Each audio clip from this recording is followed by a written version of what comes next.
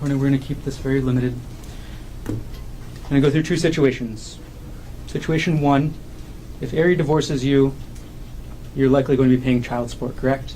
All right, pause here. Let's unpack this. He's talking child support, and the numbers aren't small. Nearly $30,000 a year in 2018 alone.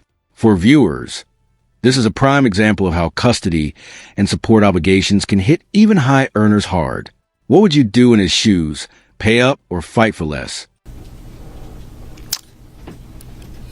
Yes. And you know from your last marriage, that's very expensive, right?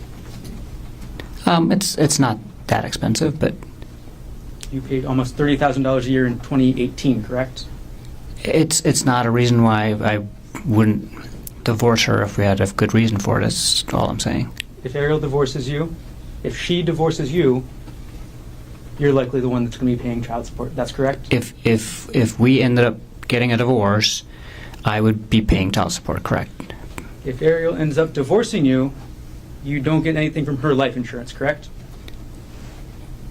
If Ariel, if we get divorced, neither one of us gets either one of our life insurances. Ariel divorces you, you don't get any of her retirement accounts, correct? Okay, here's a key legal nuance.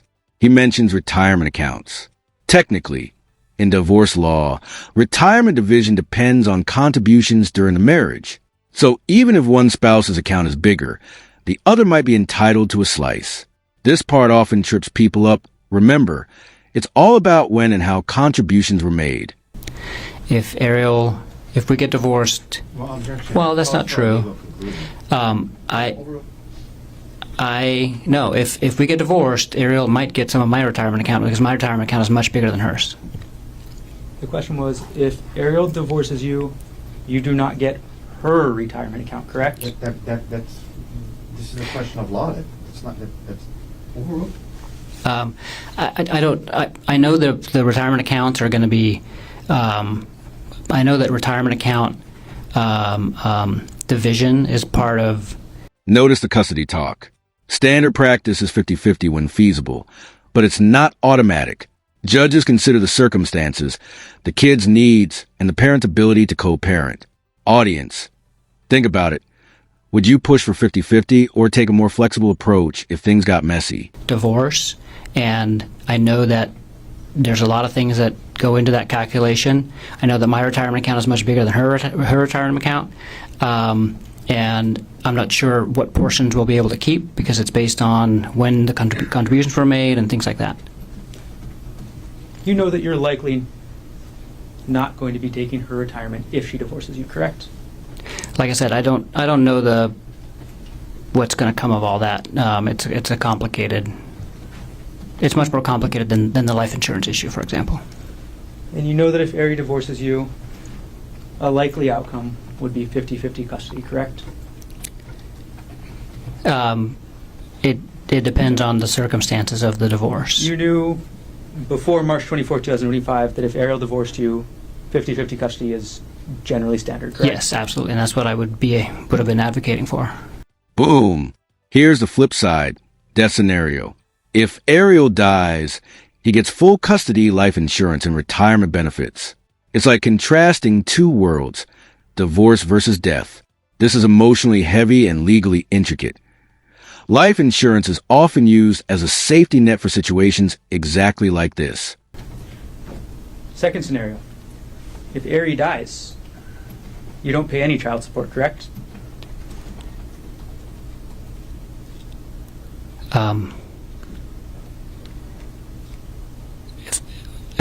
If Ari died when?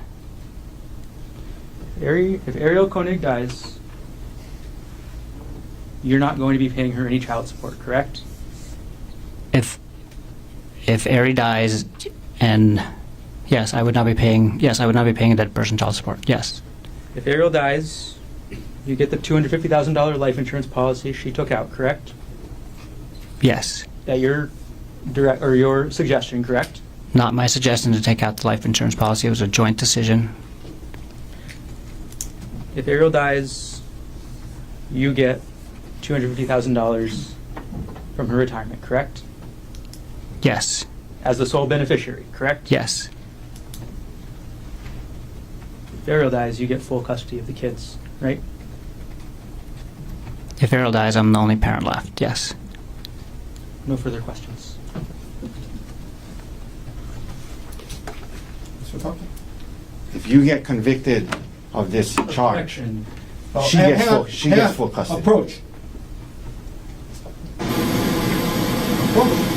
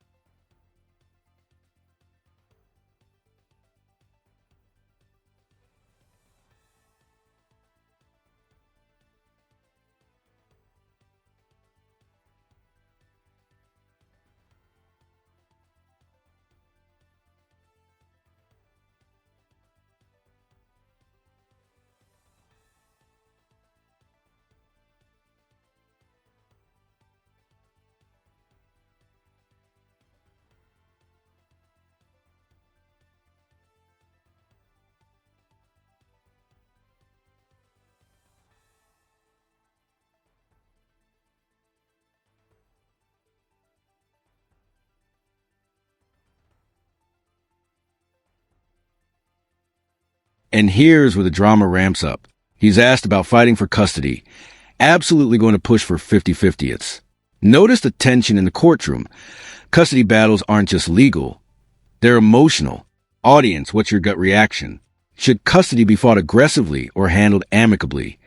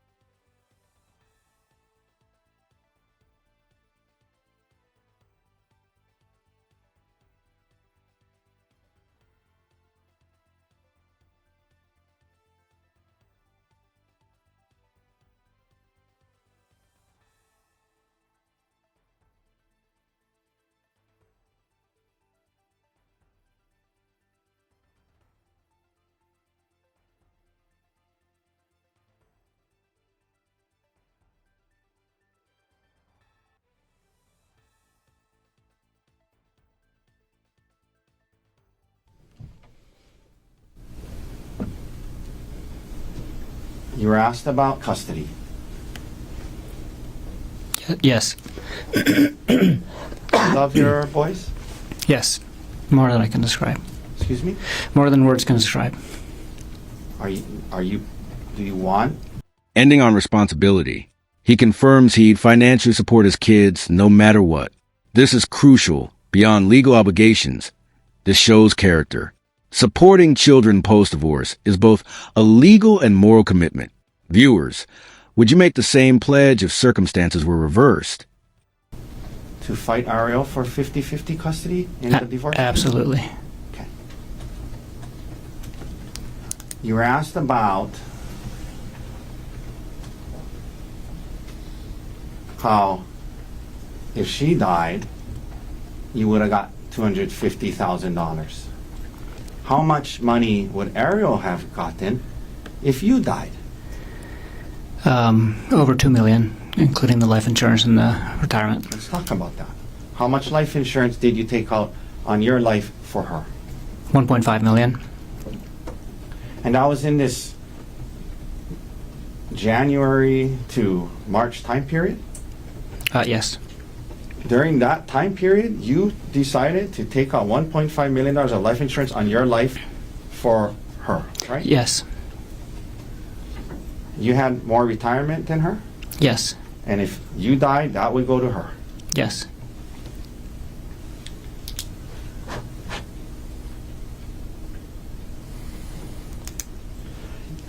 They brought up child support. Throughout, when you were your two older kids, they asked you about that. After you and their mom split up, did you pay child support? Yes. Did you feel it was the right thing to do? Yes. Did you want to do that for your kids? Yes. If you and Ari got divorced, would you be willing to pay child support? Yes. Absolutely.